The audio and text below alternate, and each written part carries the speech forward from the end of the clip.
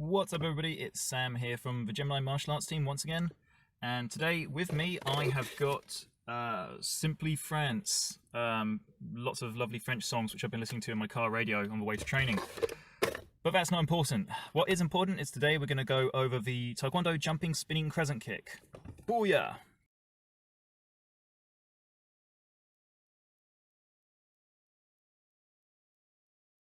Okay guys, so we're going to be starting our jumping spinning crescent kick from our orthodox stance, which is going to be our right leg behind.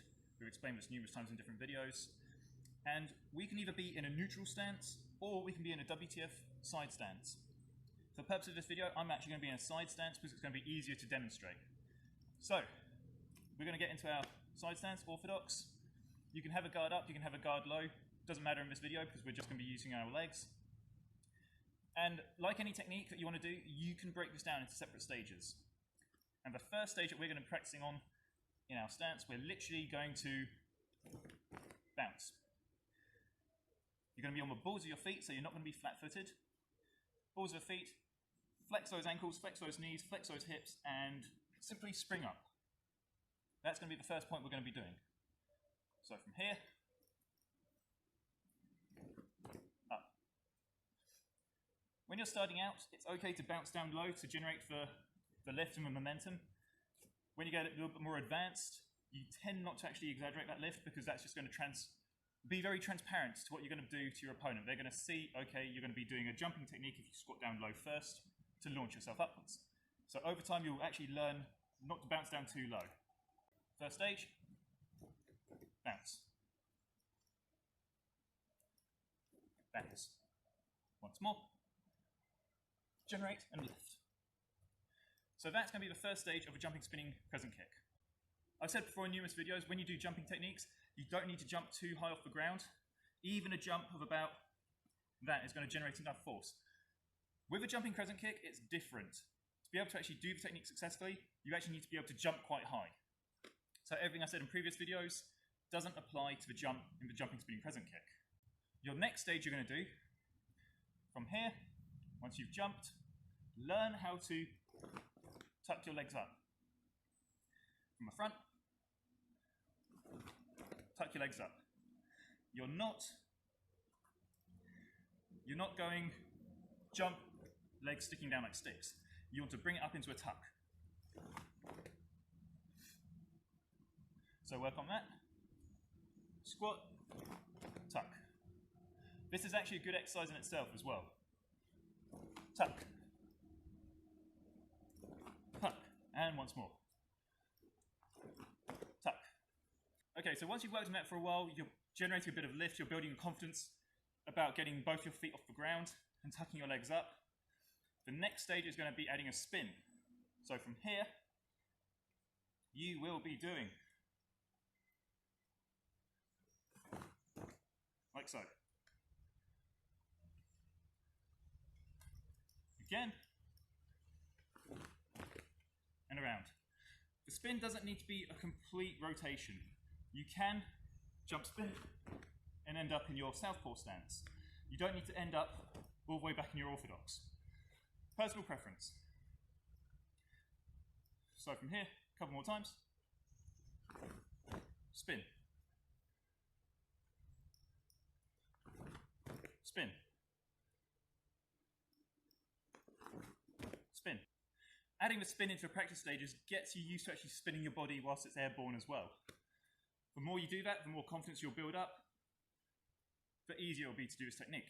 Okay, so we've been practicing the jump, we've been practicing the tuck, we've been practicing the spin. Now it's time to include the kick.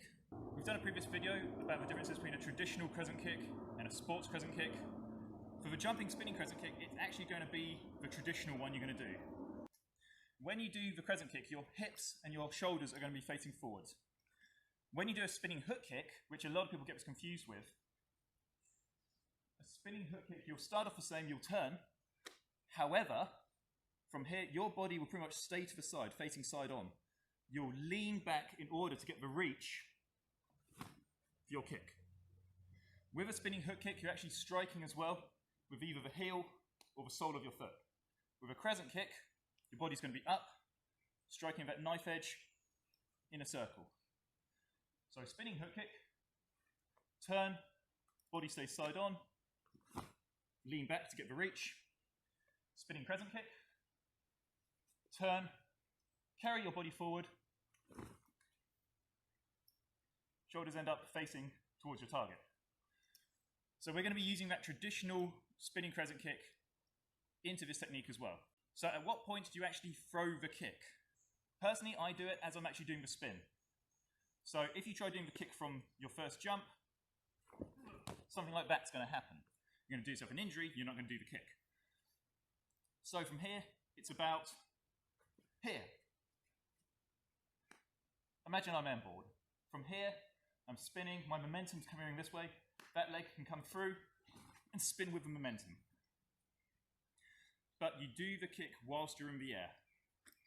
It's not a case of kick, now I'm spinning, and it's not a case of I spun, now I'm kicking.